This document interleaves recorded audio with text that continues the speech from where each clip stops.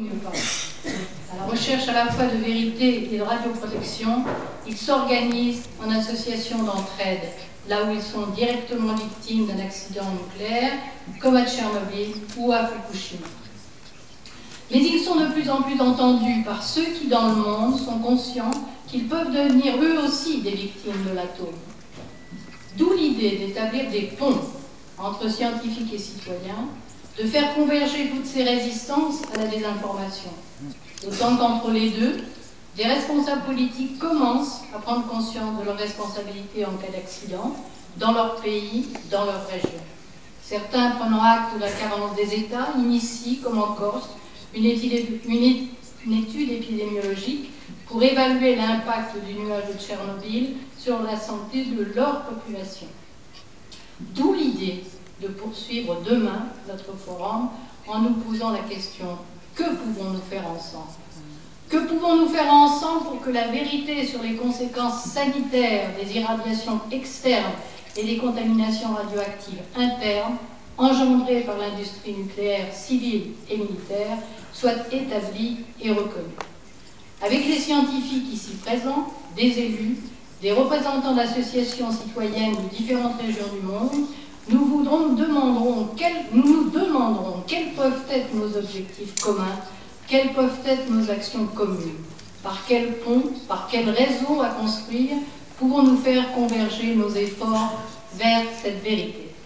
Nous avons eu déjà un certain nombre de propositions extrêmement intéressantes aujourd'hui. Vous avez à la fin du document qui vous a été distribué ce matin à la fois les coordonnées pour le forum de demain et également les pistes de réflexion que nous avions déjà engagées et qui seront à compléter par tous ceux qui seront présents. Voilà, je vous remercie et à demain.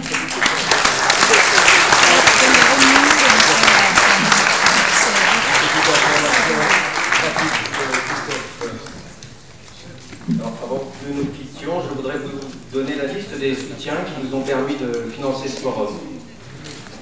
Donc la ville de Genève, la Fondation pour une Terre humaine, Service industriel de Genève, Greenpeace Suisse, l'association Les Enfants de Tchernobyl, CRMS, l'association japonaise, Réseau Sortir du nucléaire, Brut de béton production, Stop Fessenheim, des magasins du réseau Biocop, Contratom, ACSIR, association japonaise, Ville de Carouge, Ville de Vernier, le Parti Socialiste de Genève, Parti Solidarité de Genève, le Parti Écologie Libérale et les Verts Genevois, plus de nombreux particuliers.